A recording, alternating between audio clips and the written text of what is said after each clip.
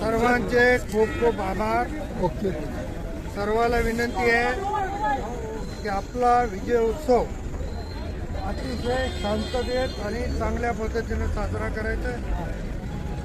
आता सगळेजणांनी आपण शांततेमध्ये घरी जायचं. ज्यांनी प्रत्यक्ष सहकार्य केलं त्या सगळ्याचे आभार मानतो. माझ्या सर्व सहकार्याने माझ्यासाठी जीवाचं रान केलं ते मी आयुष्यभर विसरू शकत नाही.